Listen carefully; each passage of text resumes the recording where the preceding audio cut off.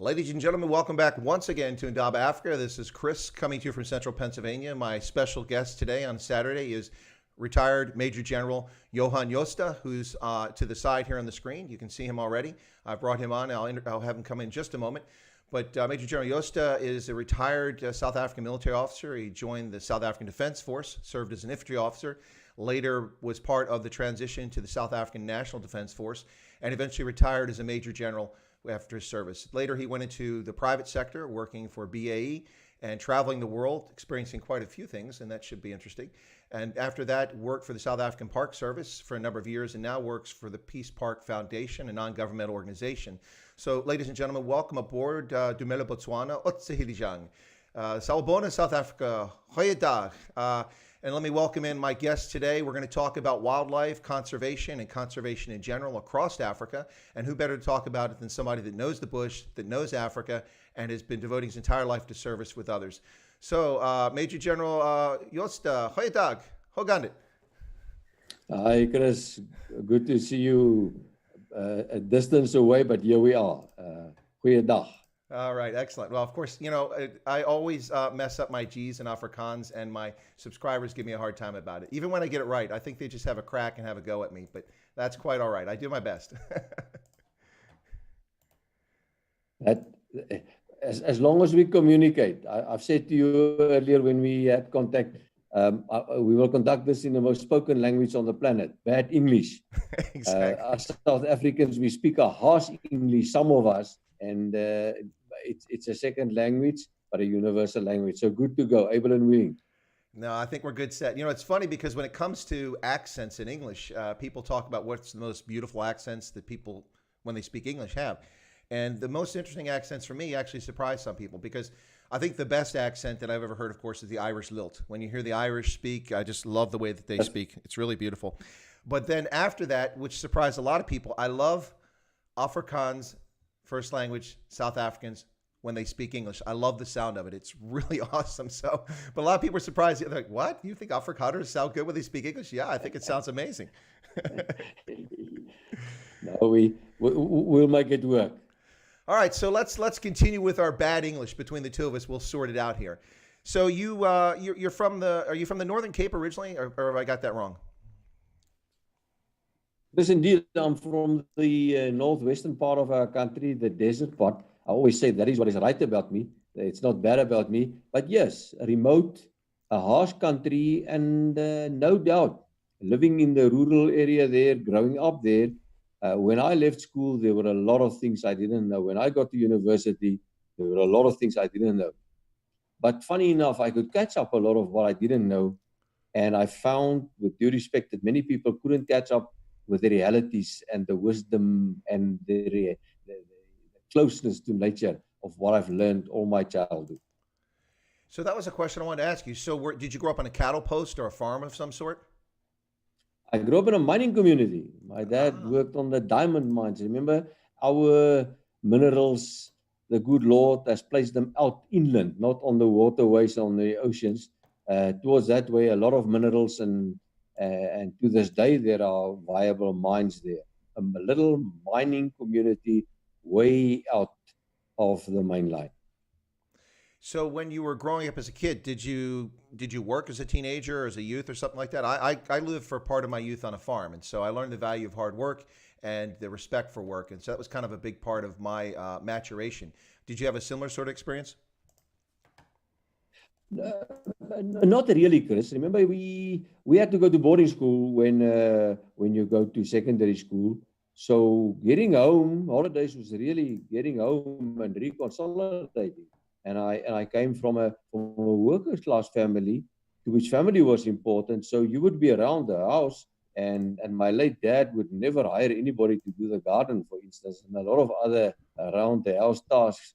And that is what you did, and being together, and in a way rest from academy, rest from the school calendar and the school program.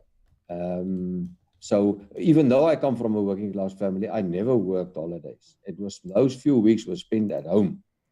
Well, that's interesting because I loathe summertime. Kids in America look forward to summertime because they go swimming, they go camping, they hang out, they're free from school. And for me, it just meant more work, baling hay, cleaning the fields, things like that. So I didn't mind the work, but there were no big summer holidays for me. So I guess it's good that you got to experience that as a child. Once you finished, you say you went to university. What did you study at university? I went straight from school into the military system.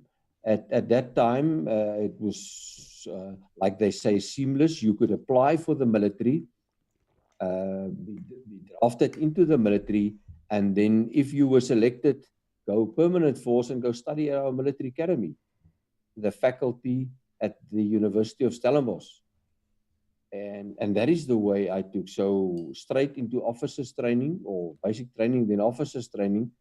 Studied a BCom or a commerce degree of all at the military academy, which normally was meant more for the guys that would go into HR or finance, although I later selected an infantry career.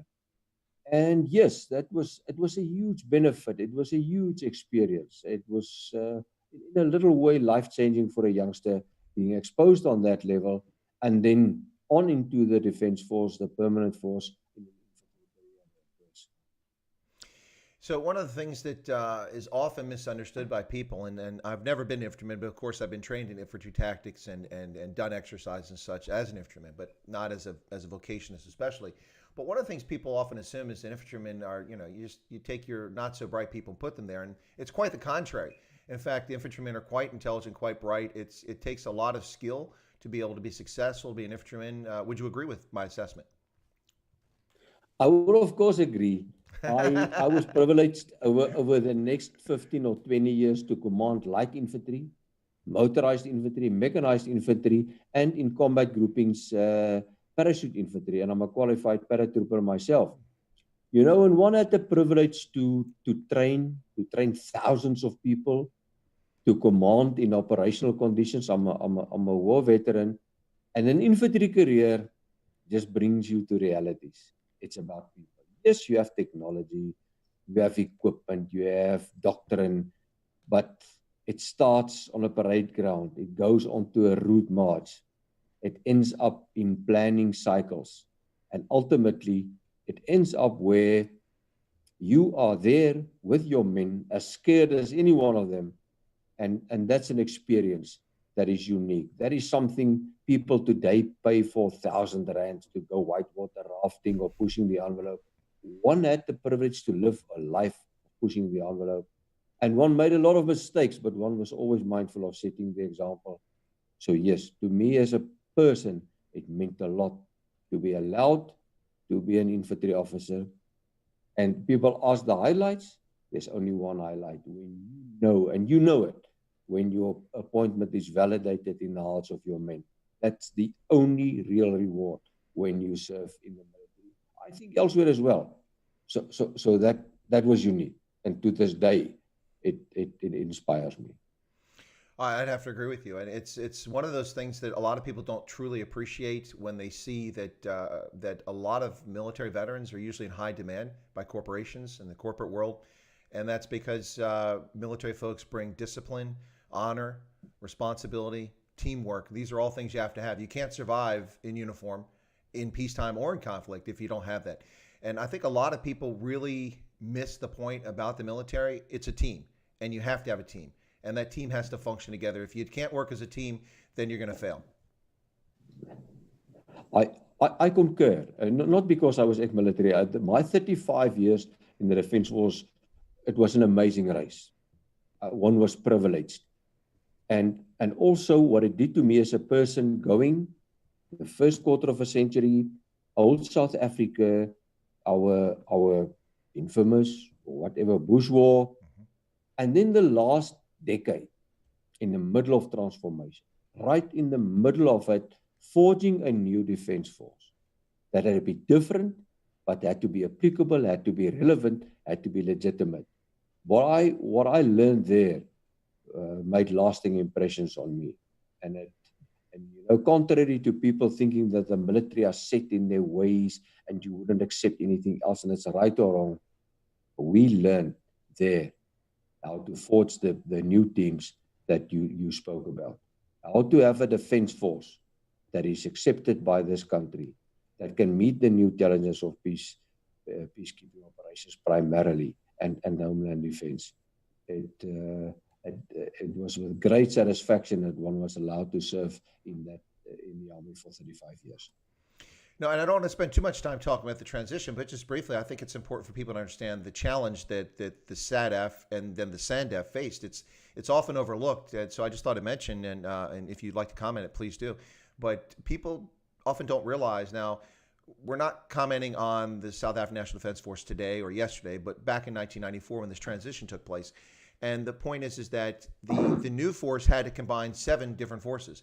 You had to take the forces from the Bantustans, from Bophuthatswana, from the Transkei Defense Force, from the Ciskei, merge it along with Umkhonto we Sizwe and other groups into a single force. And overnight, the South African National Defense Force, or South African Defense Force, went from about 60,000 to 178, I think it was, or something like that, overnight. And then, of course, you had to sort out who stays, who goes, promotions, what happens, how to advance people. It must have been an incredibly difficult, I don't want to say traumatic, it wasn't traumatic, but it had to be a very difficult time to make this transition successfully. It's a told story, but also an untold story of how us as an officers' corps of all these forces realized we had to make this work. How we took a basic stance to say we try and remain apolitical, we maintain standards, and then importantly, we don't negotiate, we do joint planning. Those 3 things, and the Chief of the Defense Force at that stage put that forward, and that was accepted. And how we could get through it. You're right, it sounds petty to somebody. What about medals? And what about recognition of prior service? And what about the pension fund? But primarily, decisions were made. Yes, the language was English. What if another language was chosen? At what disadvantage would I have been then with my Centurion English? What if we chose not to be a conventional army? Well, there's nothing wrong to be an unconventional army, but those were the sober choices that were taken by very brave people from the various forces. And there's a lot of criticism. Arguably, one could say that here and there things were sacrificed, but that we have a South African National Defense Force present in Africa in a number of countries at any one time, serving the homeland defense. I think it's not to be underestimated. We mustn't gloss over it lightly. It is the commitment of many people and good leadership that has made that possible to where we are today. No, I think that's a very good point, sir. While I wouldn't say often, but I have at times been a critic of SANDF for its performance, I've also praised them for their good performances in places where they've done a great job, like in Burundi and other locations. But I think, as you've just mentioned, and I alluded to earlier, is that people don't really appreciate the challenge of this. Now, having been responsible for rebuilding an armed forces from the ashes of a civil war in Liberia, I have a deep appreciation for what is involved, what it entails, simple things like, just rank insignia and time and grade and Yes. building a structure so that people have life experiences in uniform so they can develop as leaders and develop their skills. And people just don't appreciate the complexity of that. And I think that, Hollywood loves making a movie about the Springboks and the 95 World Cup. And I'm grateful for that, being a Springbok fan. But maybe Hollywood needs to sit around someday and make a movie about the transformation of the Defense Force in South Africa.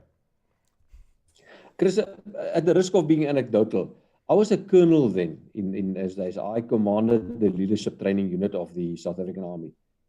I was tasked to present an induction course for all newly appointed colonels and brigadiers. So 8-9 courses of 40 each, I did that.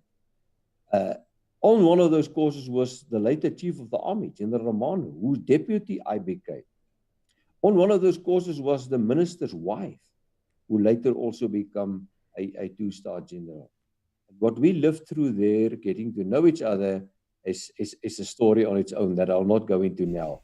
So just those experiences, to listen to each other then, take those first courses were so difficult. Things were so strained in the country. And it eased up and we could make the difference and we could build the mutual trust. And nobody is saying, I'm not so naive to say it was all glossy and and easy. That's not the point. Life is not like that. No. We got through it, and we'll get through other challenges as well. No, I appreciate the positive attitude. I agree with that. The world's facing many challenges now, but we will get through it. One way or another, we'll get through it. So, I often joke with people because in the Armed Forces of Liberia, when I took over that responsibility in 2007, the senior officer in that force was a second lieutenant who I was training. We had 9 second lieutenants. Since then, that second lieutenant became a 2-star general and is now retired and become the defense minister, and the other officers become another 2-star and a 1-star and another 1-star. So when I see them, because I do see them, I always joke with them when I'm in Liberia, and I say, well, I have to be honest. I think I joined the wrong army. Here I am, a colonel, retiring at 36 years, and you guys are 2-star generals. I joined the wrong army. One has to be philosophical about it also. Absolutely. No, it's making full colonel is a great sign of success. I think a lot of people don't appreciate that. A couple of years ago, a student of mine at the War College here in Carlisle from Tunisia said, Colonel Wyatt, can I ask you a question? And I said, sure, what's up? He said, you know so much about Africa and you've had all these experiences. Why are you just a colonel? To which I kind of smiled and I said, just a colonel. When I came on active duty, there were 8,900 of us in 1989 as a lieutenant. Today, there's 140 of us left who are colonels or generals. It's not just a colonel. It's quite a long road, and you can appreciate that, sir. Indeed. Yeah.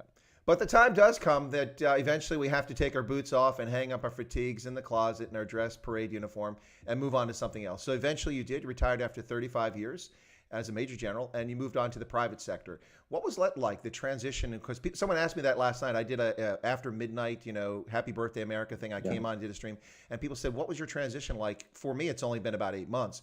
But going from being a lifelong soldier and a leader into the private sector, what was that transition like for you? It was another journey, Chris. It was a decision that I took. And in the military, we say there's a principle. If you make a break, you make a clean break. No matter what. If you decide to stop playing rugby, if you decide to do something new, if you decide to enter a relationship, hopefully not. If you decide to start a new business, you make a clean break and you do that. It was not difficult. One had the fulfillment of 35 years of service. And I went into the military vehicle industry.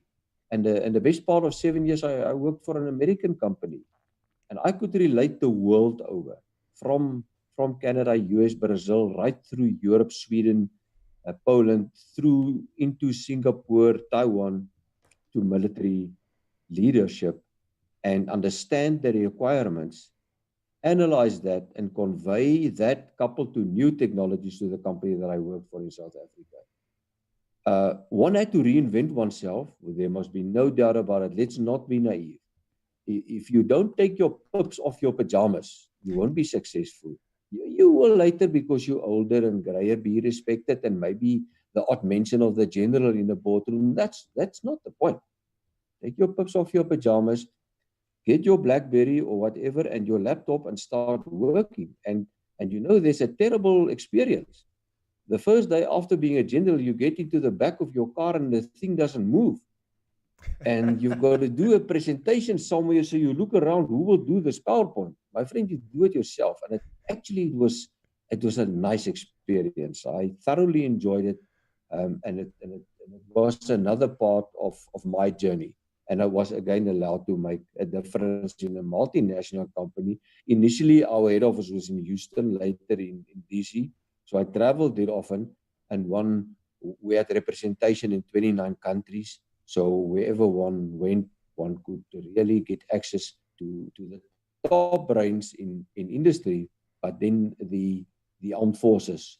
And yes, you had to create business, but you could do it really understanding the real requirement, not telling generals or colonels what they want. It was a good challenge, and it was a good reset for me at that time. It's interesting you say that you get in the car and it doesn't move. You got to hope you don't get in the back seat. That's the first key thing, right? Make sure you get in the front seat. You're accustomed to having a driver. No, I will say that in our Army, that sort of norm was there when I was a young enlisted soldier in the early part of the 1980s. But by the time I became an officer, we were doing away with all that. So we even did away with our officers clubs. We didn't even have that for a social function. So I never had a secretary. I never had I did have a driver in Africa a couple times, but that was a safety issue, not because of a position or rank. But basically never had a driver and did all that myself. So for me, that part of the transition was seamless because I always had to plan my own travel. I always had to get my own plane tickets. I always had to pick my own bags up. So that was never a challenge. But I can imagine having been in the flag ranks that, not that it's rude, but it's like, wait a second, there's nobody here. It's just me. Okay, let me grab my duffel bag and move out. I also appreciate your reference to entitlement. That is also we did away long ago. Nobody carried your bags. Nobody take your bags off the band at the airport, and that is something that I personally don't like, and I didn't allow it. I never traveled with my personal staff officer, to take notes on minutes or what you did that yourself. And I got through a few tough patches in my life over my 3 careers by simply setting the example. I agree with you. As a serving officer, and then also getting back corporate, getting back into the civilian life. Like I say, nothing counts. If set the example and don't try and be super about it, and accept that you learn. And what I enjoyed also, Chris, was mixing with young people most of my life. Millennials are hard to lead. They're demanding, and some of them, with due respect, has maybe forgotten how to really work. But I enjoy millennials. They really make things happen, and it was. Oops, did I lose him?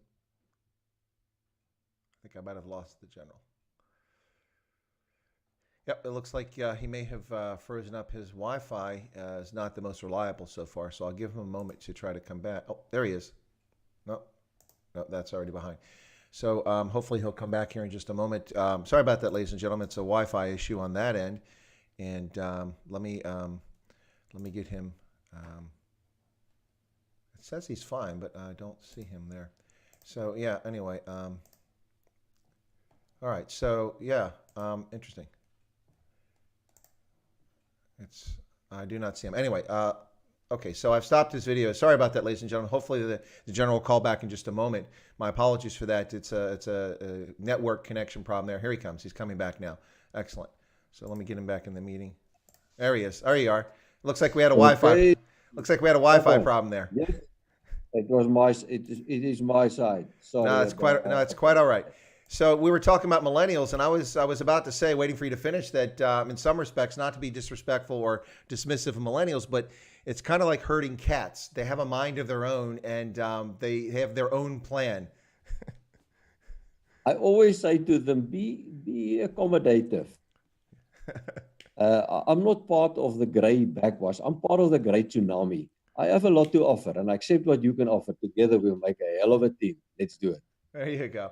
So you worked in this private sector for a while, but then eventually you found your way to the South African Park Service. And how did that come about? And was it a personal reason you went to it, or just a job opportunity, or so? Because I mean, obviously you serve in uniform because you have a sense of mission, a sense of purpose.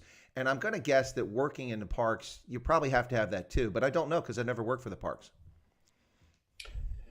Chris, yes, when I turned 60, I exited. I had to exit from the company that I worked for. And fortunately, I had some options, and my preference was to go do research, and I had an option lined up in that direction. And then it's a long story, but by coincidence, at a lunch, a person asked me what I was going to do, and said, "But I think I have something." So in our country, all over the world also, when you're 60, when you're Caucasian and so on, it's not as if you have a lot of opportunities. And he mentioned to me, and he asked my CV the next day, "Can I splash your CV? Will you do a briefing?" And yes, I was headhunted by the South African National Park, by the then CEO, Dr. Mabunda, with the permission of the board and the Department of Environmental Affairs. And initially it was thought that the rhino crisis brought this about, wildlife crime and corruption. And initially the thinking was that I become a consultant and that I'd work from head office And this evolved within 3 short weeks to where he said to me, you go to Kruger, you go take over the Ranger Corps of Kruger, write down, dust on your boots, tactical level, which was a very good thing. And I was just, and I am, Joe, so grateful for that opportunity, because now I know. And now going forward, being more consultative, being on a higher level in our department, now I know what is happening. That 3 years in Kruger brought me straight into that. It is arguably not the best of choices when you're 60 and you're parachuted into that environment, but it served me well. One was allowed to, and one could make a huge difference to the tyranny of rhino poaching and wildlife crime and corruption. No, it's quite a sad tragedy. I'm a huge fan of rhinoceros. It's sad to see what's happened to the white and black rhino populations. There had been some recovery of some rhino herds, but the poaching seems to just continue unabated, despite the best efforts. Fighting that in Kruger, I imagine that's quite a big challenge. You probably have to deal with transnational crime networks, also local folks who are just trying to make a surviving and that sort of thing. Is that what was the biggest challenge when you dealt with that particular issue of rhino poaching? Chris, yes, let's take just one step back. Okay. You know, we could, the way we could in this year, South Africa, drive that crime down, it's almost not acknowledged. We started, we're a decade into this rhino poaching scourge. We started the decade with about 22,000 rhino, white rhino. Mm-hmm. We currently have between 16 and 17. We lost about 10,000. Wow. But through good breeding, through good biodiversity management, and through digging our heels, we are where we are. Mischievous people say, oh, it's because you have fewer rhino, you lose fewer. That's a factor, but not a determining factor. I can take you province by province to the country through what we've done in Kruger, and one can look at the statistics, and yes, we could arrest this and drive it down from levels unmanageable to levels currently, it's not victory, it's success. When I landed up in the park, it was down to basics.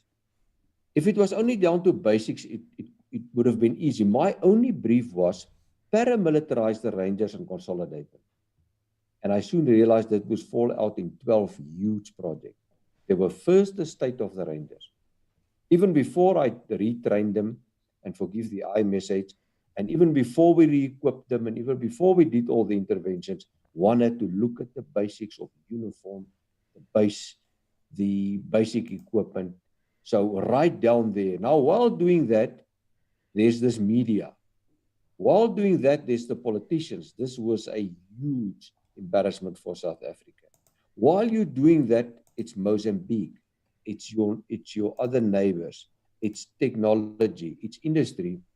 And that there is where I was an older person, but where wisdom helped and more maturity, because heaven knows I had to design a concept of operations and implement the thing.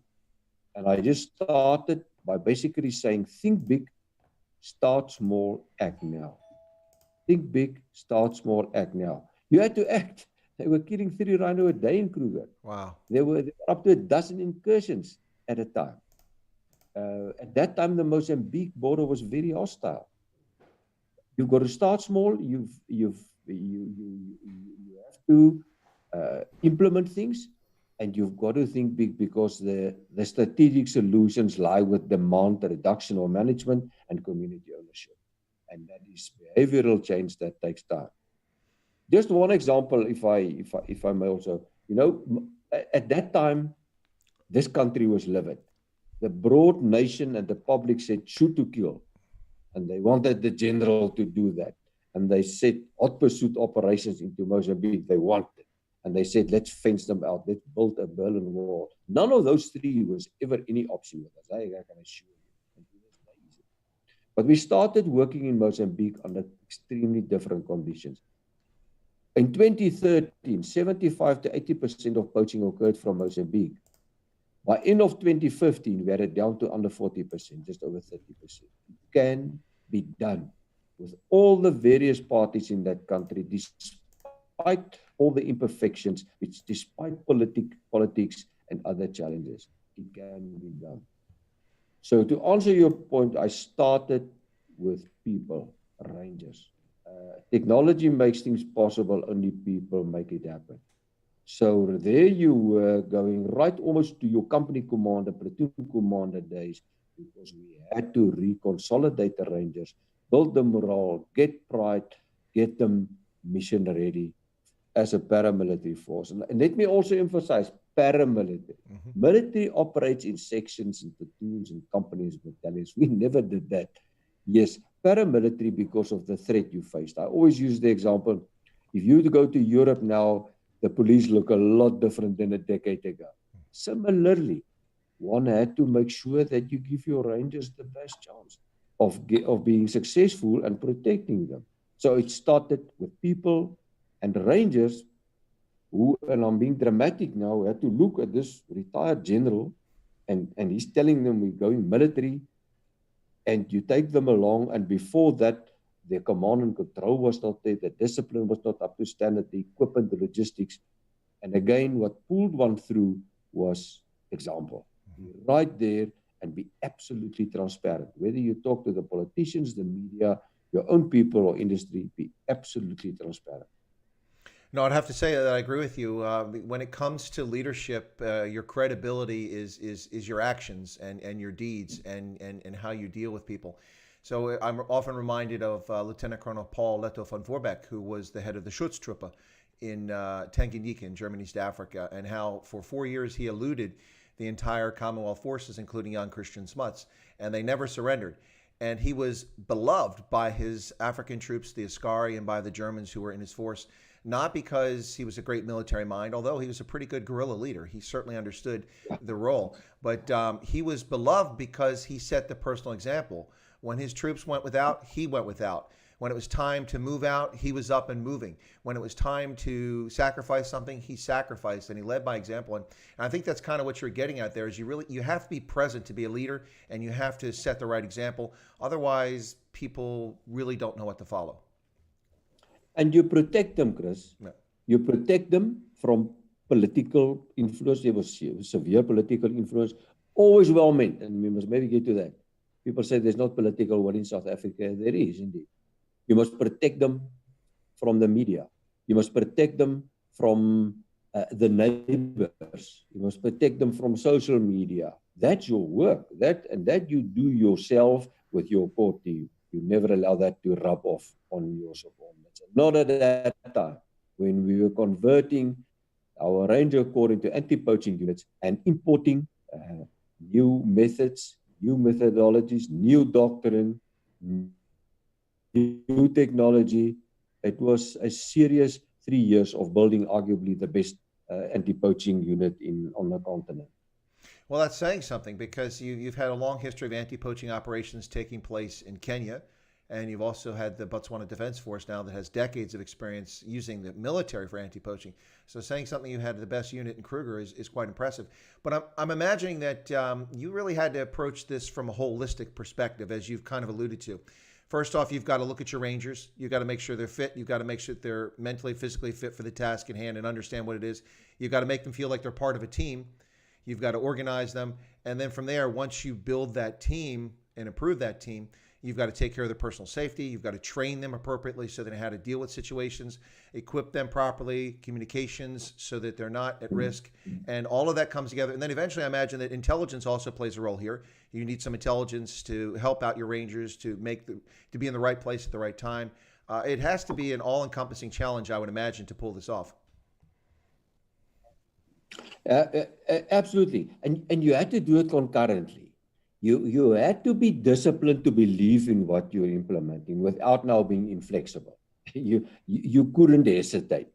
But concurrently take care of expectations, the public expectations, the political developments, political leadership demands, the complexity of the relationship with Mozambique, and believe in the basics of what we did with the Ranger Corps, the air wing, the special rangers, and the canine wing, because we had to establish those and mold them together in a single team. And to your point of intelligence, we had to double up the effort on environmental crime investigations. Yeah. So I'm sorry. Then outside the park, you had to concurrently develop technologies. And there we were caught up between industry push and donor pull. Industry wants to sell, they PowerPoint you to bits, and you have donors who wants to give money for that. You have to manage that because you have to go technology. Technology is, I still believe the wow will be in Africa on technology. We had to zone Kruger, and we had to reach out to Mozambique, working with 7 different parties there. Concurrently, we have to communicate because the media were at us, and I'm proud to say that apart from the carte blanche story, we came out well with the media because we were consistently transparent. We never lied to the media, and even small, we never hid facts from them. And then we had to raise funds. There was not money for that. I was fortunate to mobilize 400 million South African rand. Now, there's not a lot of dollar, but it's still a lot of money over 4 or 5 years. And forgive the I message, but because one knew one's stuff and one could communicate and put forward a proposition, that was the sort of money that we brought into play there to work towards a transformation and an anti-poaching unit that could face up and still is facing up to an epicenter of the threat in Africa. There are other severe threats as well throughout the continent, whether it's abalone or elephant or cycads. But what has happened in Kruger and the intensity there is often underestimated. And I'm not making an overly dramatic statement. No, I would have to agree based on my background and knowledge of what's going on there. But you touched on 2 points there that I think are important. Number one, you didn't have the luxury of sitting on the sidelines and going, okay, we have to develop a force, and this is the structure, this is the doctrine, this is the equipment. Let's prepare this and then field it. You're building the airplane in flight is what you were doing, which is something similar I did in Liberia. In the midst of flight, you were adding wings and changing ailerons to this operation. That's quite a big challenge, wouldn't you say? You're summarizing it well. If I could convey without now likening the likes of Jooste or exaggerating or dramatizing, it was urgent and intense. It was the greatest challenge of my life. Exiting as the deputy chief of the army, later become a director in a multinational company. This was something that I've never experienced. The multi-layer, the multifaceted, the pure brutal urgency of all. The number of times on one day that you send out the helicopters, the number of times you have to look at crime scenes, getting your police and your army on board, making sure that you do intelligence within your mandate, and then managing this multitude of projects that we had to handle, growing the air wing, the canine wing, the special rangers, and the environmental crime investigation. On a managerial level, it was taxing because you're inserting this in an environment that is not used to this. Kruger and the conservation world is the pace of seasons, of moons, of dry and wet, of rain. And other than that, it's the pace of tourism, which is shorts and slops. And here you come, everything you do is against the grain of that rhythm, that century of Kruger, and all of a sudden, this is the reality. And here is this grayish retired general pushing that. So at one stage, people thought I couldn't manage change. There was just sometimes, I know perfectly well the manager of managing change, where you just went in and one had the courage and the boldness to demand certain things, mindful that you've got to make up for it tomorrow. One mustn't be silly. No, indeed, it was an intense and a very challenging time. And the result of it is simply this Ranger Corps, this anti-poaching unit that could drive down the poaching rate. And then, legacy, an anti-poaching unit with all the various wings that can stand the test of time. And the lessons learned there, we now rub off all over the country. That's what I'm doing now, under contract from the Peace Park Foundation, seconded to our department, getting this out to all our provinces, and as far as possible, integrating with our neighboring states on this matter. So there's a part here that you mentioned that I'll just go into briefly before we move on, and that I think is a critically important part. And I learned this as a major and lieutenant colonel. Not that I was ignorant of it, but I certainly learned it up close and personal. And you've stated here a similar experience. And what I mean is that when I was thrown into the midst of the security sector reform in Liberia, rebuilding the armed force of Liberia, suddenly I found myself as a major initially, and then as a lieutenant colonel shortly after that, in the midst of a very political process, a very political situation. And it wasn't just interagency within the government of Liberia. It was, of course, the U.S. government, because that's who I was there for. And it was the United Nations. And then it was the neighboring states. So you, in the midst of all of this work to build this team, to equip it, to prepare it, to protect it, to resource it, you're also dealing with, you alluded to, interagency, interdepartmental challenges within the South African government and then the neighboring states. Wow, I don't think many people really appreciate the complexity of that. It's complex. If we start right within Sandparks is a complex organization. It is huge. It's a one serious organization that I'm very proud of. So now you're part of this 22 national park, you're part of Sandparks. And the nation then wanted to know, how can South African National Park not stop this? And after a while, now you have this general, so he can also not stop this. You know, it took us 3 years to stabilize the situation. You have a board who are political appointees. You have a ministry. And I must always refer back to Minister Edmond Maleva, and the support chief personally gave me, the late Minister Edmond Maleva. The support and recognition she gave me, the difference she allowed me to make. Then you go into the political spectrum. You go to Parliament, to the Portfolio Committee, and they want to know why this embarrassment. So you cannot do it. You, from a Sandparks, has to manage the relationship with your department. Then you take the other dimension within a security cluster. You're the retired general, so you're part of this task force, because it's a priority crime, that work with 7 branches of your police and the defense force and customs and revenue services. And now, because of this international dimension, you interface internationally with a neighboring state, with the complexity of stakeholders. And then the interface with the private reserves and the communities. The community is not your primary task. So I'm not trying to make it more complex than it is, just explaining. Mm-hmm. And one had to do that concurrently while flying from post to post, motivating rangers, visiting crime scenes, while managing projects. I mentioned a number of you, the money that we spent at that time concurrently. Yes, complex indeed. And I always said a complex problem doesn't require a complex solution. It requires an inclusive solution, a complicity solution almost. Don't make it more complex, but make it inclusive and make sure that you cover all bases best you can without trying to do everything, because here and there you'll fail. But at any one day almost, and at any one period, you have to decide, do you lean tactically now to get back to why the tactics are not working? Why don't we have intelligence? And the next day, you're in Parliament. And the next day, you face industry who want to sell stuff to you. And then later, you are in the US raising funds. And people want to know what you're achieving. And also the NGOs. I have the greatest of respect for NGOs. I work for an NGO. The NGO environment, complex and very taxing, and that was part of one's brief.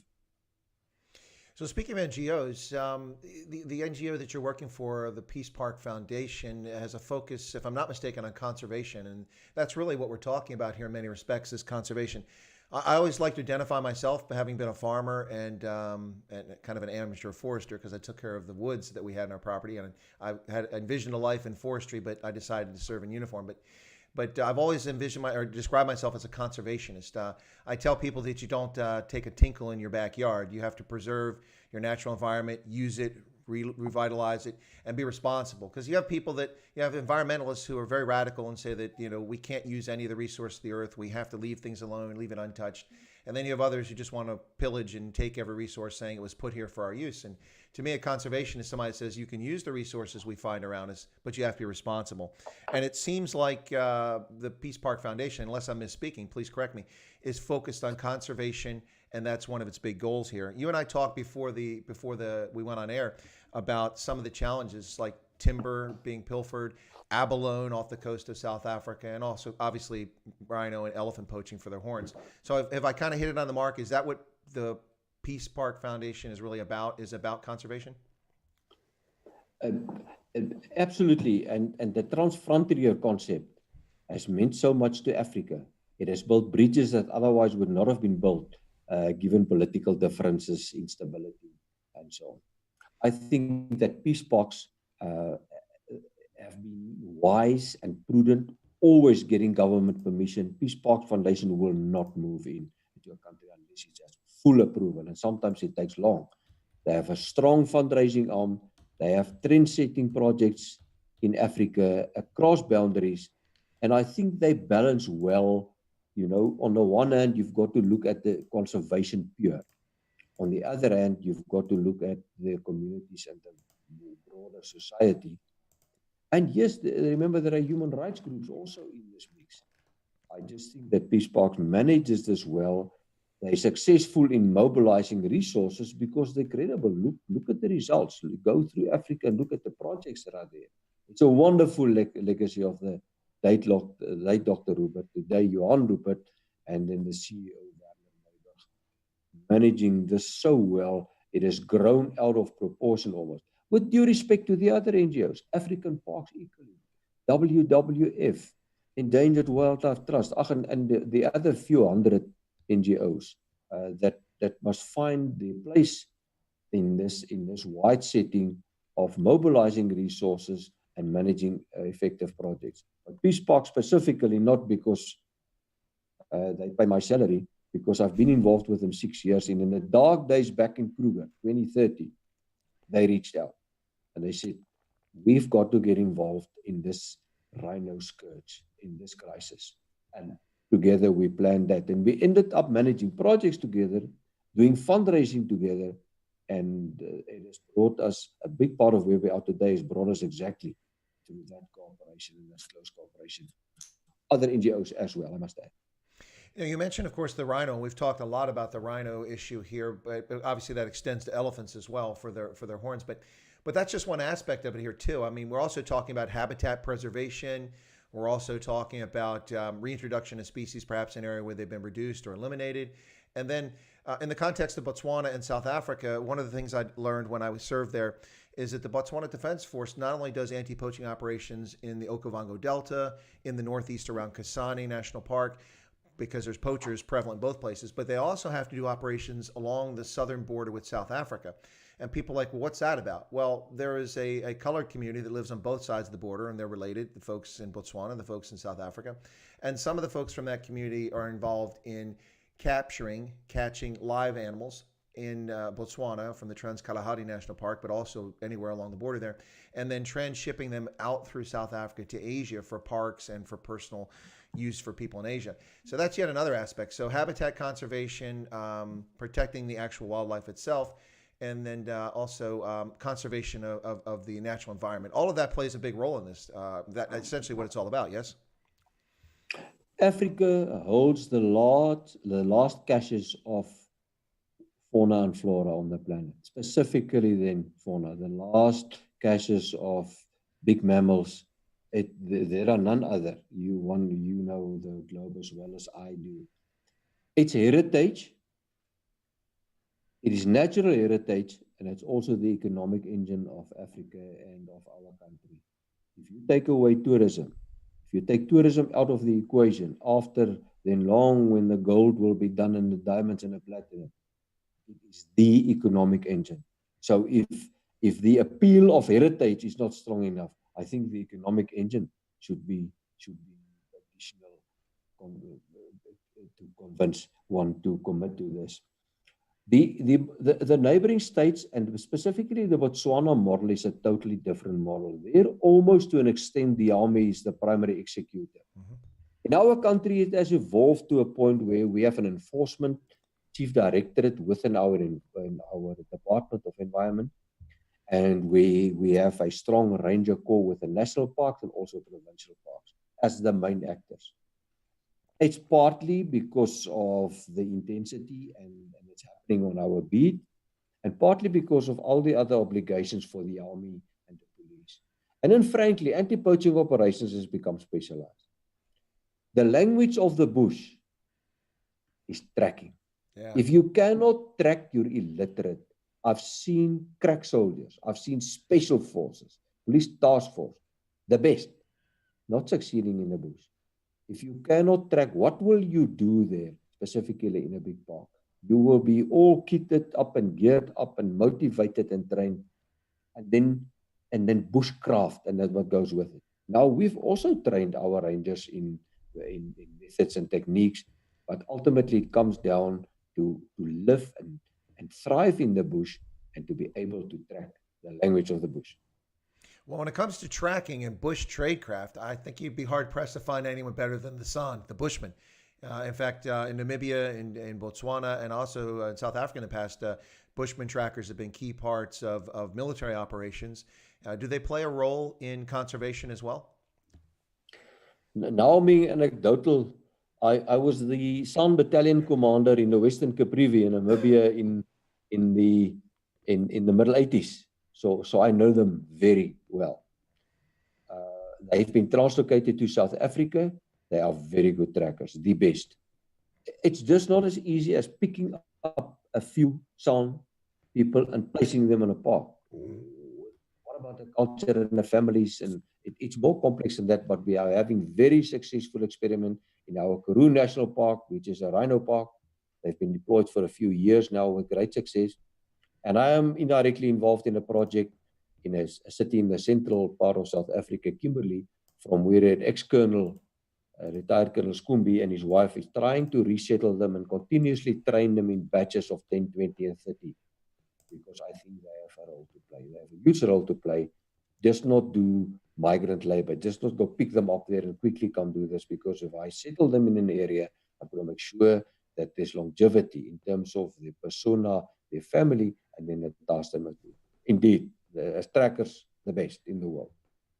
So before we get towards the end here, I did want to get a little bit of questions and comments in from the folks in the chat. So one of the things here earlier, Christophe Havanga mentioned the use of drones or unmanned air vehicles to do this. Now, you've talked about the importance of the human element, and you said that technology can help, but you have to have the reliable human element. But if you can respond to that question about the role of drones or UAVs for conservation, and not just for anti-poaching operations, but for conservation in general. Obviously, you can use it for aerial imagery and for sensing to look at water quality and sources and such. And another question, I'm not familiar, you may know about this aircraft, but I was in Pretoria a couple of years ago, and the former South African Air Force commander, General Hagano, I went with him up to Paramount, and I looked at this thing called the ArcLight. I don't know if you're familiar with it. It's quite an impressive little aircraft. I think it's brilliant for this sort of activity. But what do you think about aviation and or drones for conservation? One step back, please, Chris. You need sensors. Mm-hmm. You need sensors that can help you in the African bush. The bush is vast, specifically the size of Wales or the size of Israel. So you need force multipliers. The best sensors to date that we've implemented is radar. It's numero uno. Mm-hmm. And then to an extent magnetic, soil-mounted magnetic, but it's very expensive. That is so sensitive, if you throw a knife over it, you will see a signal on your screen. We've tested the whole range, acoustic, magnetic, optronic. Those two are the most effective. Now, drones has a place. My philosophy was always big park, big view. You've got to have something in the air. The sort of drone that will give you observation is not a small drone. It needs payload. It needs a couple of kilograms and it needs power. And that is now a serious drone. It's still cheaper than a manned craft.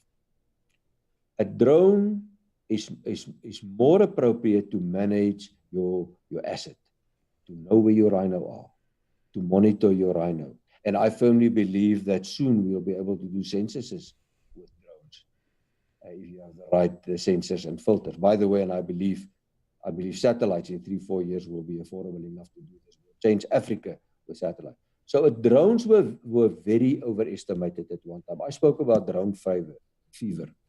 I had to brief our minister, late minister in our house once. I did a year's trial on drones, a full year, to cover all vegetation, all conditions, dust, rain, seasons, and to come to hard conclusions. And it was very Kruger focused. Now, Kruger is the average big reserve in South Africa is 50,000 hectares. That is 1/40th of Kruger. So let's not take Kruger. That was very specific. It's a very demanding environment. It's not the silver bullet. It has a place, but make sure that what you utilize it for, even if it has infrared on it, it won't just solve your problem. Even if you fly in a pattern, where do you fly in that big place tonight, and what pattern do you fly? But it specifically had a place. And then light aircraft like the Alec, we had it there and other there, it has a place. But it's not as if you fly the African bush and you see the poachers and you send your people. It has a place, it's part of your inventory, and it's not so much about the craft, it's about the sensors that are on that craft and how you fuse the information from that into your operation center. No, I think that's important, and that's why you need a larger vehicle, because you want to put multi-sensors on there so that you can do multitasking on it, do different things, and not just be restricted to a photo optical or IR. If you can do more on one platform. So that's, of course, we have a long history using those here in the U.S. military now, and I was engaged with the Pioneer development early on about 30 years ago. But so it's of interest to me too. Now, Sir Morton Christie made a comment here, which I think is an interesting one, and if you could respond to this. Now, I don't know how close this is accurate on the figure, but I think it's relatively close. He says about 80% of South Africa's game is privately owned, not in state-owned parks, but on private ranches. When I think of places, not even places for hunting, but places like Madikwe in Northwest, which is a private reserve, that I believe that is the case. Is that in fact the case? Most of the game in South Africa is on private land and is managed by private owners. And if so, does that present a serious challenge for conservation, or does it help conservation? I cannot comment on game or natural resources as a whole. What I can confirm is that more than half of the rhino of South Africa is in private possession and is managed and guarded and protected by private industry. And that is why in my current position, I'm working in a very focused and sober way to make sure that we look at rhino as a national. A rhino doesn't have a number plate. It cannot be private or provincial or national anymore. And more and more so, we must realize we've got to reach out to the private sector, because more and more owners exit the industry because it's become unaffordable. The cost of ownership is just too huge. Private ownership, I think, is a huge example. And I've been working in the provinces for 3 years now. So many places and so many times the private sector sets the tone. They lead. In some of the wildlife zones we are now organizing in South Africa, we're organizing 6 zones, mostly centered around key rhino populations. The private sector sets the tone. In 3 of them, the jock is even in a private reserve. I see it as a huge advantage. And if I may say, personally, I'm working very hard, and there's been a big advancement in our department to draw in the private sector. This must be an integrated effort. And I know it's a cliche, the integrated, coordinated effort. That's the only way we will prevail against wildlife crime and corruption and manage our resources well for the heritage part and the economic engine part of it.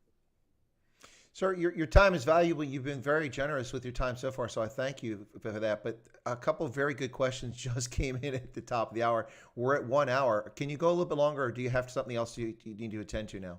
No, let's do it. Okay. Let's do it, please. All right, great. Then let me throw a few of these. First off, let me do a little housekeeping, folks. So if you're just tuning in, and some people just came into the stream, you're listening to Chris White Africa on the Indaba Africa channel. My guest today is retired Major General Johan Jooste. Former South African Defense Force, South African National Defense Force officer, retired as a Major General. and then worked in private sector for a while, traveling the world in the defense industry. Eventually found himself working for the South African Parks, and now works for the Peace Park Foundation. And we're talking about conservation, and we talked a little bit about his upbringing, his life early in the discussion. But you're listening to this conversation now about conservation. And so I've got a couple of questions which people put in the chat, and one's a statement. So let me see, who was this that said this, because it got away from there. Ranger Jakes, sorry, I didn't recognize that username. Ranger Jakes says, Kruger's tar and dirt roads only gives you access to around 4% of the whole park. I think that's probably pretty accurate, that you can't really get to a lot of the park by road, so you have to do it through the bush. Is that accurate, sir? That's a very important point about Kruger. Kruger is a beast. Like I say again, 2 million hectares, 20,000 square kilometers. It doesn't have infrastructure by design. So you don't have Wi-Fi. You don't have roads. You don't have landing strips. There are wilderness areas that often we thought, can we afford to have the wilderness areas? But we mustn't give up on it. We mustn't now unnecessarily build roads into wilderness areas that is untouched, that is pristine. So often we thought, shall we not get Wi-Fi to have better communication, which will cut two ways. So you're down in Kruger for 80% of it to rangers. You're down to air, and that means helicopters and bantam aircraft that can land on a road to give you the necessary mobility. And then, so important, you've got to focus in your park. You've got to do the protection, but discipline yourself to clear the park from the outside. It's like the layer of an onion. You've got to go to your boundary. You've got to go to your communities, into your country, into your neighboring reserve and your neighboring countries.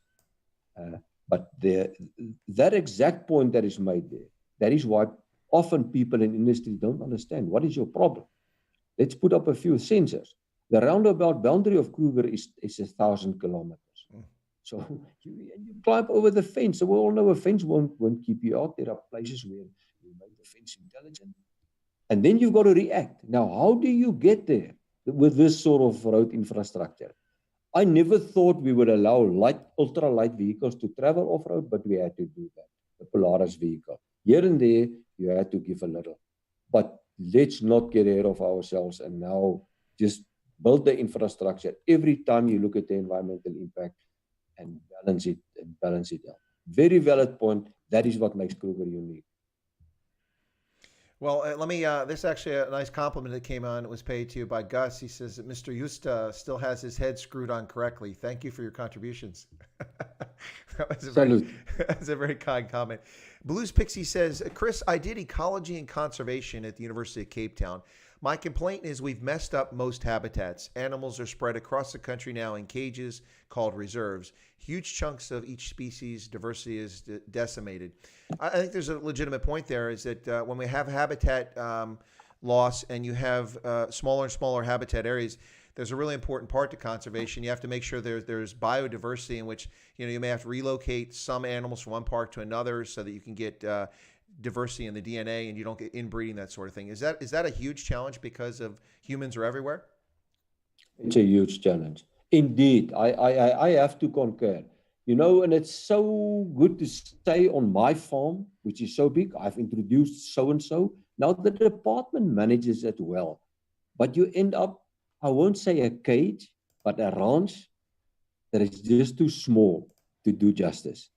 And fortunately, more and more again, the private sector takes the lead. And more you get Bavarias. More and more there are areas where 4 or 5 game farms say, let's drop the fences. And that is heartening.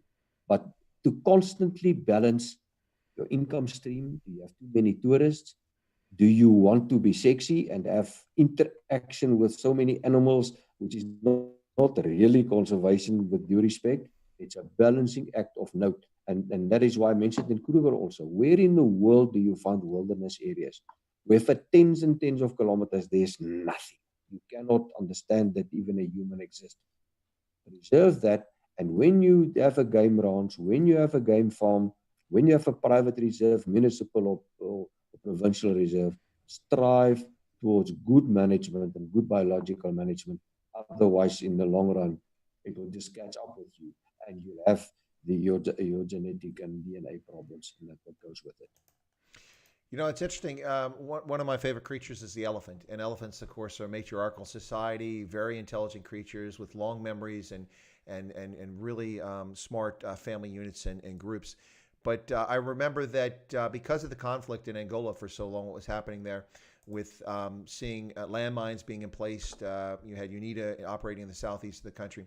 You used to have elephants for a long time that would transit between the Okavango in Botswana through Caprivi into Angola. But then because elephants were running across landmines and being injured, they adapted, they learned. And as a consequence, the herd stopped moving into Angola and then eventually stopped moving into Caprivi for the most part and stayed in Botswana. And one of the reasons why they've grown is the conservation and the use of the military in Botswana for anti-poaching, but also because they no longer ventured in Angola. It's amazing how clever wildlife can be when it faces a challenge that it has time to adapt to. You don't have time to adapt to idiots running around with AK-47 slaughtering elephants and rhinos if you're a rhino, but you can adapt to something like that. And animals are quite clever. We are fortunate in Africa to still have expanses of wildlife, where some natural migration takes place. And again, I'm leaning back to Kruger. But even there, it's not natural migration. You have to intervene, and that interventions must be so calculated. And to create the havens, to create the refuges, where you at least keep out the almost industrial poaching, the levels of poaching. And again, back to Peace Park Foundation, to do this transfrontier, to have areas that you grow, to inside and with that areas, take communities along. We must believe in that as a strategic solution and keep doing it. As much as I would say, enforce the law, we all know we're buying time. This is not the end game. The end game is not the rangers and enforcing the law. Everyone knows, unfortunately, they have to be there. But pursue all the other aspects of biological management, of sound community interaction, and growing the estate, so to speak. So Morton Christie asked, I think, a very good question here, and this is an interesting from a historical perspective, and I'm sure you'll be able to answer it, but you might have to parse your answer because politics might be involved. But Morton's question is, please ask the general why the Kruger anti-poaching unit was in such a sad state when he took over. Because and then he says they were very good. I assume that they were very good at one point and degraded, and then they improved. Yeah, thank you, and thank you for understanding that one is careful now not to be the Messiah. The one problem was that in the park the rangers were part of conservation, but they resorted under the tourist regions, the 4 regions. Now that there's no unity of command. So who is in command now? And then from about 29 onwards, this threat just overtook everybody. Nobody could have foreseen that it'll escalate to that level. And now you have incremental reaction. And now you have a logistics system not keeping up. Then you had the problem of appointing 100 extra rangers. And with due respect, behind that was not the planning that would be that they would be housed and they would have a personal weapon and there'll be enough vehicles and you will adjust your rank structure. So it was coming almost from an era where that was not so important, when rangers were still rangers doing 5 or 10% of law enforcement, slap bang into this threat. And I will always appreciate the boldness of Dr. Mabunda then to appoint this, let's say it, ex-apartheid era general, to say, no, you're not a consultant now, go do something about that. And I made many mistakes, but one could give the glue that put together a ranger corps that soon became very disciplined and very proud. One must never underestimate the sacrifices that were made and the shock to that system to be militarized overnight almost and become a paramilitary force, and how well they are doing today. So prior, one would never deny that prior good work was done. It was just not up to this sort of threat. So there's a few more comments coming here, sir. One is Hendo says, I'm enjoying this live stream. Interesting, educational, all caps. But Hendo does have a habit of using all caps, so I'm not so sure if that was for emphasis or just standard operating procedure for Hendo. So thanks for that, Hendo. Now, Ranger Jakes, are you an actual Ranger? That's not like a Texas Ranger, a handle on the internet, but Ranger Jake says, I love taking guests to Kruger, and not once have I not gotten a wow reaction from my guest in terms of the vastness of Kruger.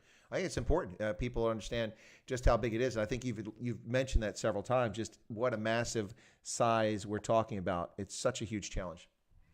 The place is iconic in every sense of the word.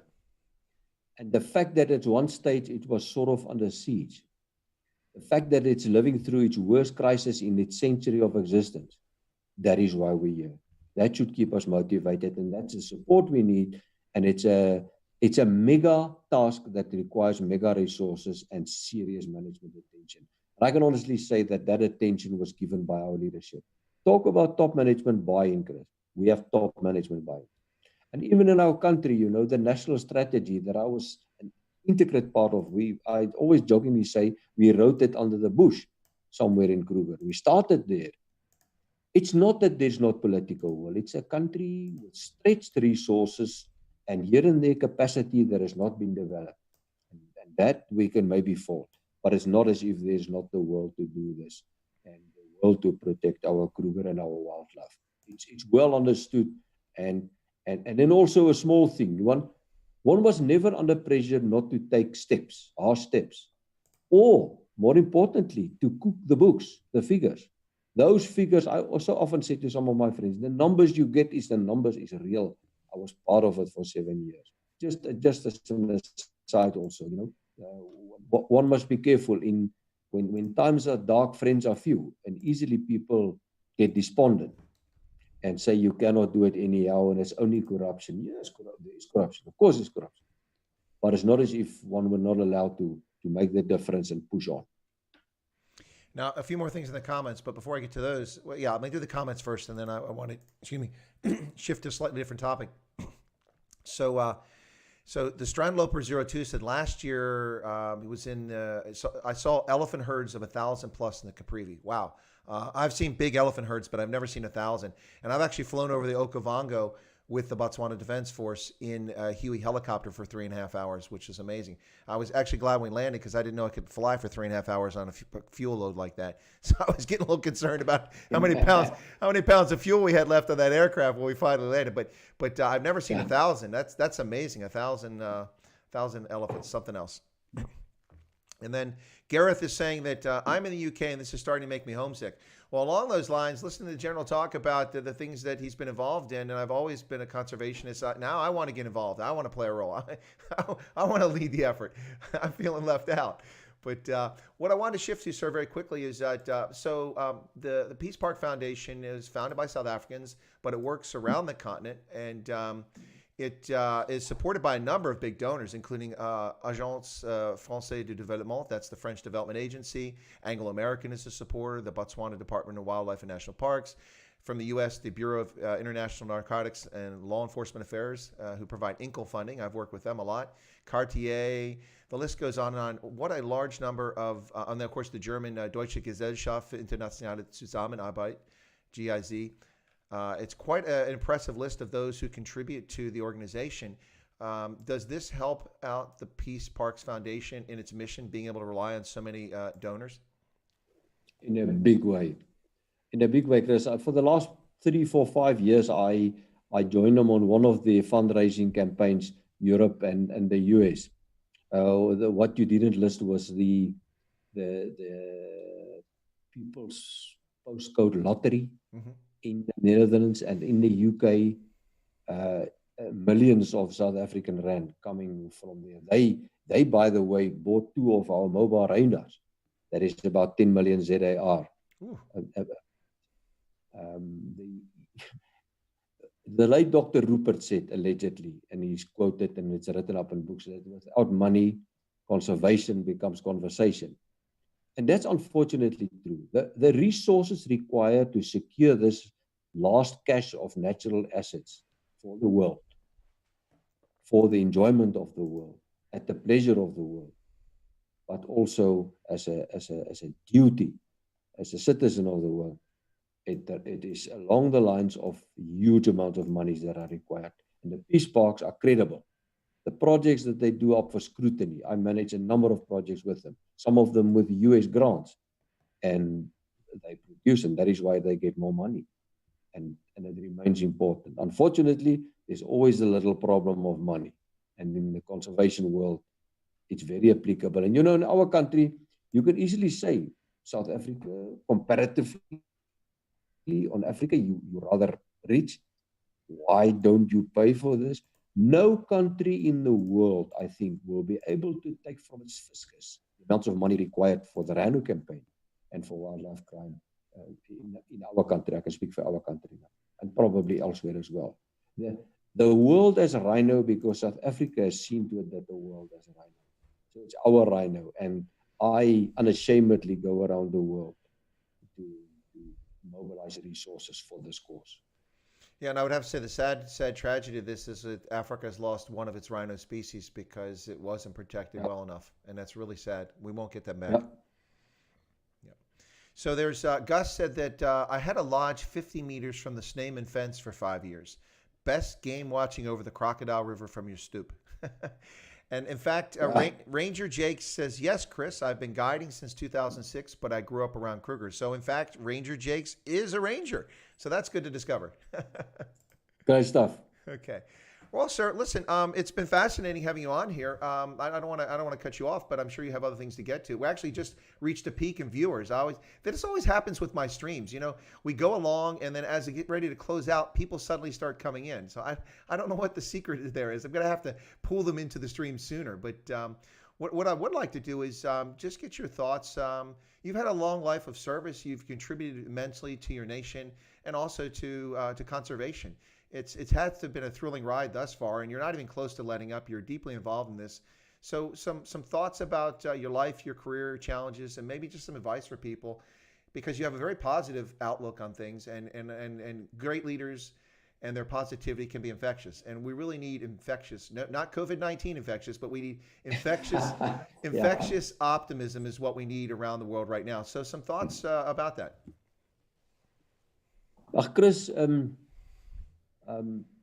leaders are merchants of hope, first of all. And hope is not stupid or naive. It's a bit naive. But then Covey wrote a lovely book about life, the 4 L's, which I live by. He says, life is to live, to love, to learn, and to leave a legacy. To live, first of all, one must do things. Even if today you only discover a new shortcut on your computer, you've done something, or you've helped somebody. To love yourself, people, nature, other people, different people, adversaries. To learn, to every day learn. You become illiterate so soon in this world. It's just not true. And that's why I enjoy mixing and working with young people.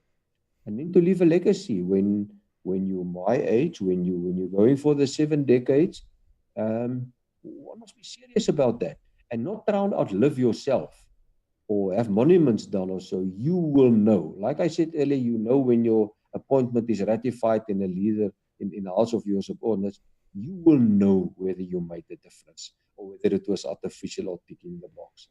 And I'm just privileged, Elton John has a lovely song that he says, never takes more from life than you give. Now, that guides me. One wouldn't like to be in the driver's seat all along. Younger people must do that, but to support and to pursue this and to do the rhino thing and to be involved in conservation, hugely satisfying, great privilege, and only too thankful to be part of it. And thank you for the opportunity and everybody supporting this. Well, sir, I have to say that several comments have come in, people saying, I have to get you back for another discussion. You're welcome to come back on my channel at any time if you'd like, and we can talk offline if you're interested or you have the opportunity to come back. But people want you to come back. They're saying very nice things. So we could talk about, and we've just reached a peak of viewers because we get ready to close. I just love this. It always happens. But anyway, so I invite you back if you're able to come back, and we'll discuss things further on these topics. But anyway, I want to thank you for your time. And I want to say to you that I know you're a humble man. It's come through quite clearly in our conversation. you're very careful to make sure that credit is given where it's given for others, where it's deserved, and not to take all the credit for things. But as Kurt Darren says, yes, a legend. Okay, that's what I'll say about you. You're a legend. Thank you very much. Much appreciated. It doesn't make me feel important, but it makes me feel good, and feel good is okay on a Saturday night. Well, and also I think that it shows that people recognize that you're a good person. You've done great things. So, sir, with that, I want to thank you for your time. If I could ask you to drop off, I'll give you a call back shortly, and I'm going to close out my stream here for folks on the channel, and I'll call you back shortly, okay? Thank you, guys. All the best. All right. Ladies and gentlemen, you've been listening to Chris Wide Africa with my special guest today on the Saturday live stream, retired Major General Johan Jooste, who served in the South African Defense Force, the South African National Defense, that force, the reorganized military after the end of apartheid. Retired as a two-star general, later worked for BAE Systems, traveled the world as a defense contractor, seeing all kinds of amazing places, and then went into the employ of the South African National Park Service, where he worked for several years, and now working for the Peace Park Foundation and making hopefully a great difference in conservation in Africa. I appreciate those tuning in. I hope you enjoyed this stream. Please leave comments. You're welcome to leave it. If you've never watched the channel before, I ask you to consider becoming a subscriber just by smashing that subscription button right down there. It costs absolutely nothing to be a subscriber. And if you don't want notifications, you don't have to get them. But I recommend that you toggle that bell icon so you get notified of my future live streams and my prepared videos. And then also, feel free to leave comments. I try to read all comments, and where appropriate, I'll respond. And at a minimum, I'll like it. And then also, I ask that you smash the like button for this video, please. Please push that little like button. I thought it was a fantastic discussion. Johan Jooste was a fascinating guest, and we had so much to share. And I really appreciate those who've tuned in and watched it and stuck with it. And please share this with friends on Facebook, on social media. Paste the link, let people know about it so they come back and watch this fascinating discussion. And I want to thank you guys for that so much on this Saturday. I will go back on later today with a Stray Voltage live stream, and I'll talk about my interview with General Jooste. And then I'll also talk about the news of the day that's going on. And I'll also be highlighting upcoming streams on Chris Wide Africa. So for those who don't know, I've posted this, but let me just cover this very quickly. With some of the upcoming video or the live streams taking place here soon. Oh, what's that? What's that? We just got a, hang on. What's that? Oh, that's the wrong thing. It looks like we got a super chat from Bosch Zebra. Well, thank you so much for that. Oh, it's gone now. Sorry about that. Bosch Zebra gave a 14 Rand super chat. Thank you so much for that. And folks are saying congratulations on the 4th of July. Thank you so much. Just to remind folks, today is the 244th anniversary of the United States Declaration of Independence on the 4th of July, 1776, by the Continental Congress in Philadelphia, and demanding or declaring our independence from the United Kingdom. Quite a while ago, folks. Yeah, so Marius Krukam says, thanks for the awesome stream. Learned a lot. I learned quite a bit, too. I really enjoyed it. Morton says, Leka. Yeah, so let me get back to what some upcoming streams, just so you know about. Please share these with folks because we've got some really cool guests coming up. So on Monday, I have Dax, who is a Swati / Ndebele South African. His mother's from Bulawayo, his father's from South Africa, grew up in Johannesburg. He was a panel beater for many years, but had a talent for art and started painting, and now is a painter. We're going to talk about his experiences as a painter, the challenges of lockdown, what has happened to his business, and how things are going. And then on Tuesday, I will have Marlaise, who's from the famous viral video where she was riding her bicycle and ran into a rugby goalpost. And her mother caught that on video. And she became a minor celebrity out of the gate because of that. She's currently in the Netherlands where she's an au pair. We'll have her on Tuesday, but I have not set the time for that yet. Waiting to confirm it. And on Wednesday, right here on Chris Wide Africa, ladies and gentlemen, on Wednesday, Nadine Hofeld. That's right, Nadine, the top-performing South African Afrikaans musician who is well-known across Europe and is huge in South Africa as well, performed with the likes of Billy Ocean, the Spice Girls, Robbie Williams, and who else? Celine Dion, as well as Steve Hofmeyer in South Africa. Nadine, a part of the Corona concert series, brilliant musician. She will be on this channel right here on Chris Wide Africa. Can you pick up that I'm excited? I got to be careful not to be a fanboy when I interview her because I'm very excited about it. She'll be on the channel Wednesday. And that will be at 5 p.m. in South Africa and in Botswana, 11 o'clock Eastern Standard Time here in the U.S. Nadine right here on this channel. And then again on Friday, Giselle will be back carrying the theme of musicians on the channel. Giselle will be back on Friday. We'll be on for about an hour and a half, 90 minutes, talking about the release of all of her singles from the album Für uns Mensa, which are now available on all digital platforms. We're going to cover that, and I'll interview Giselle. We'll talk about the music, the inspiration, how she wrote this, why she came up with this song, that sort of thing. And so that is on Friday. And that's the upcoming streams here on the channel, folks. Very excited about things coming up, and I hope you are as well. And yeah, so you'll notice that on my channel, it's not simply a channel about politics. It's a channel about geostrategic issues, but also recognizing the impact of lockdown on people's mental health, their welfare around the world. I've tried to focus on bringing interesting things for everybody. So hence you've seen artists, you've seen folks who support their own culture like Rene Kruger, Abor Maisi. We've also had, of course, now the general on here talking about conservation. I've talked about debt in Africa with my guest, as well as counterterrorism, national security in the Lake Chad Basin.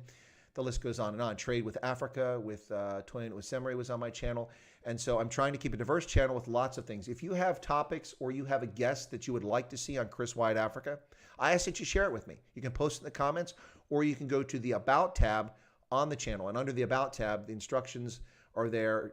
If you can't find them in the community channel, just go to the About tab and go down below the description of the channel. You'll see a little box where you check it to reveal my email address. Send me an email if you have a guest in mind.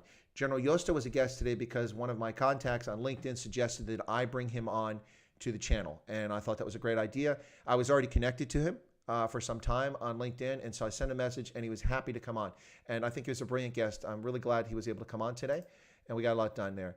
Oh my goodness. Happy 4th. Look at that. Okay, so let me do this really quickly here. I want to make sure that this appears on the screen.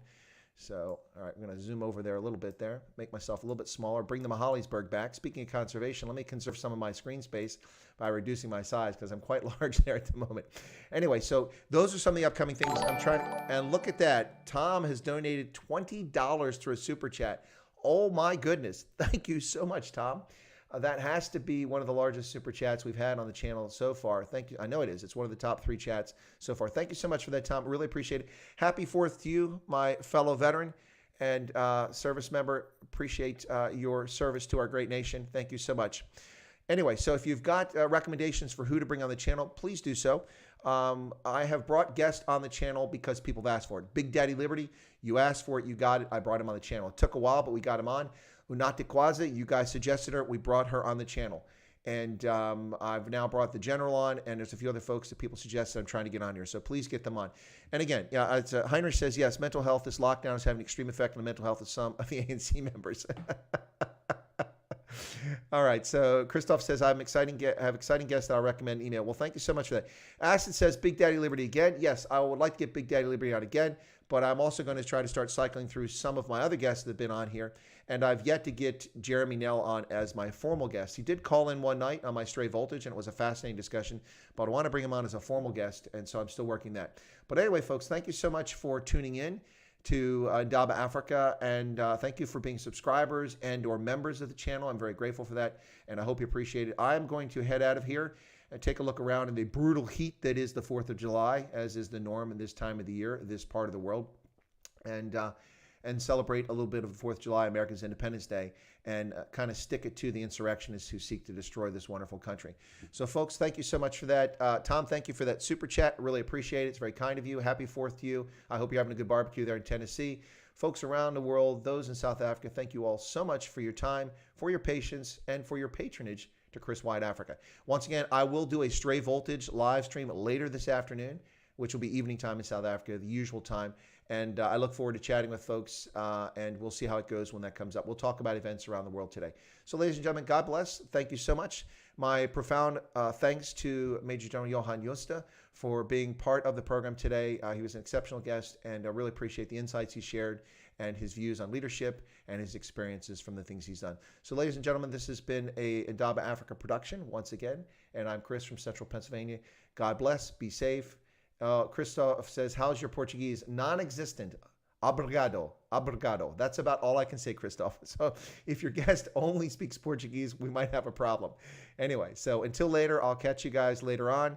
And I'm going to go ahead and put my closeout video on here. So God bless and be safe and have a good day out there. Anyway, you guys take care and be safe.